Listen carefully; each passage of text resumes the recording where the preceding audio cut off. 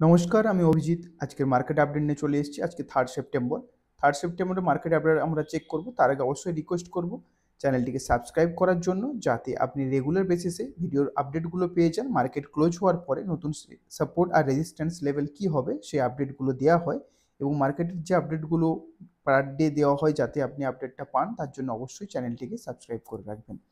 তো আজকের update check করে নেব মার্কেটে ইন্ডাইসেসের ক্লোজিংগুলো কী এসছে। প্রথমে যদি আমরা নিফটিতে দেখি, নিফটিতে আমরা 1 পয়েন্টের পজিটিভ ক্লোজিং দেখতে পাচ্ছি। সেন্সেক্সের নেগেটিভ ক্লোজিং এসছে 4 পয়েন্টের নেগেটিভ ক্লোজিং। নিফটি ব্যাংকে যদি চেক করি 249 পয়েন্টের পজিটিভ ক্লোজিং, এবং নিফটি আইটিতে 124 পয়েন্টের নেগেটিভ ক্লোজিং, এবং বিএসসি স্মল ক্যাপের ক্ষেত্রে 301 পয়েন্টের পজিটিভ ক্লোজিং এসছে।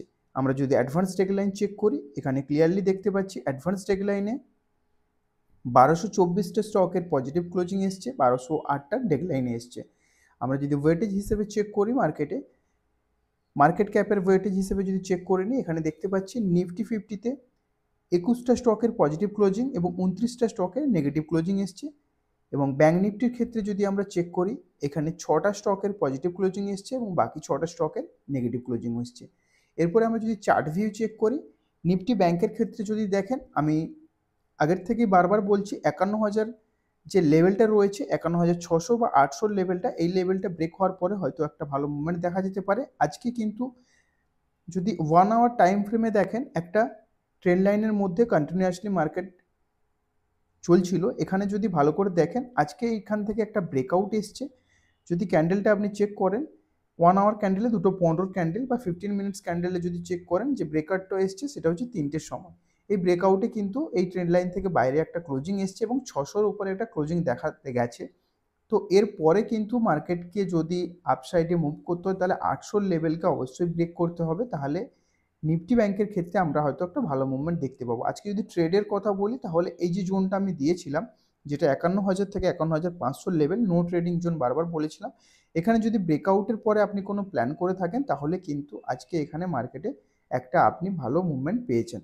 এখানে যদি আপনি দেখেন, এখানে যেখানে এন্ট্রি পয়েন্ট ছিল, কালকের যে মার্কেট হাই লাগিয়েছিল এই লেভেল থেকে, এখানে কিন্তু ওপরে যখন ক্লোজিং আসার পরে আপনি যদি এন্ট্রি নেন, তাহলে কিন্তু কন্টিনিউয়াসলি এখানে যদি আপনি দেখেন 4টে টোটাল হচ্ছে গ্রিন ক্যান্ডেল পাওয়া গেছে। তো ভালো একটা মুভমেন্ট পাওয়া গেছে, যেটা লেভেল ছিল কিন্তু মার্কেটের ক্ষেত্রে যদি দেখেন 51,545 থেকে 51,000, যেটা হাই ছিল আজকে 51,750-এর লেভেল। তো ভালো একটা পয়েন্টের মুভমেন্ট পাওয়া গেছে নিফটি ব্যাংকের ক্ষেত্রে।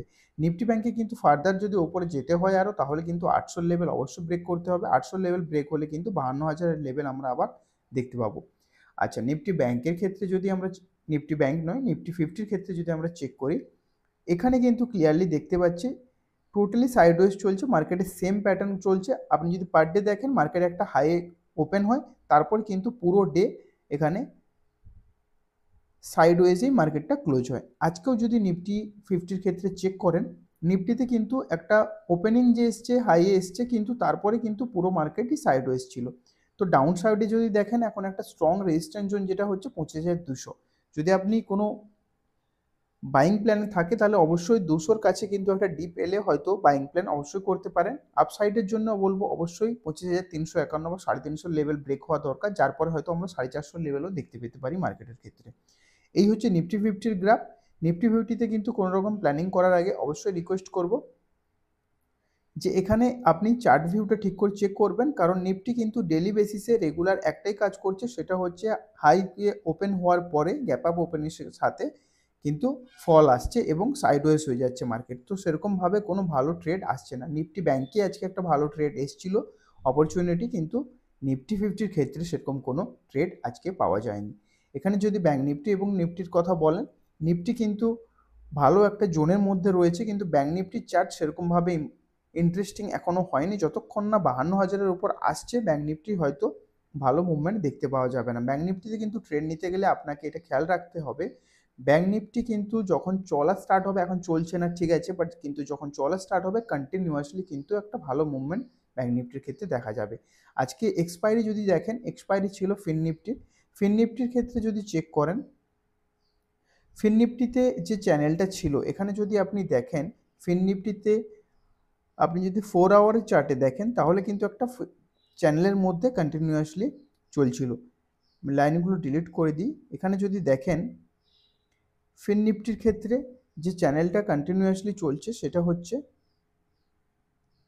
আপসাইডে এই যে চ্যানেলটা রয়েছে এই চ্যানেলে কিন্তু কন্টিনিউয়াসলি চলছে, এবং এখানে যদি দেখেন ডাউন সাইডে যে চ্যানেলটি রয়েছে সেটা হচ্ছে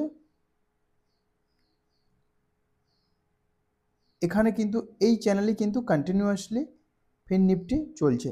তো এক্স্যাক্ট এই চ্যানেলটা কিন্তু ফিন নিফটি চলছে, এর উপরে এবং নিচে সেভাবে কোনো ক্লোজিং আসছে না। যদি আজকের আপনি চার্ট দেখেন এখানেও কিন্তু এই জোনের মধ্যেই কন্টিনিউয়াসলি চলছে। যদি ফিন নিফটিতে বড় মুভমেন্ট আসতে হয় তাহলে কিন্তু 24,000-এর যে সাইড রয়েছে, যদি আপনি কারণ এর যদি অল টাইম হাই চেক করেন তাহলে কিন্তু এখানে ক্লিয়ারলি দেখতে পাবেন সেটা হচ্ছে অল টাইম হাই রয়েছে 24,046। তো 24,000-এর উপর যতক্ষণ না ব্রেকআপ আসছে, মানে এখানে যতক্ষণ না ব্রেকআউট আসছে এর উপরে, ততক্ষণ কিন্তু ফিন নিফটির ক্ষেত্রে বড় সেরকম কোনো মুভমেন্ট হয়তো পাওয়া যাবে না।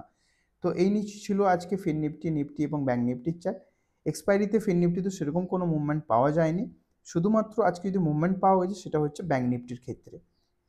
তো থ্যাংক ইউ ভিডিওগুলো দেখার জন্য। রিকোয়েস্ট করবো অবশ্যই চ্যানেলটিকে সাবস্ক্রাইব করে রাখুন এবং ডেলি বেসিসে আপডেটগুলো পাওয়ার জন্য যারা শিখতে চায় তাদের অবশ্যই শেয়ার করে দিন। Thank you.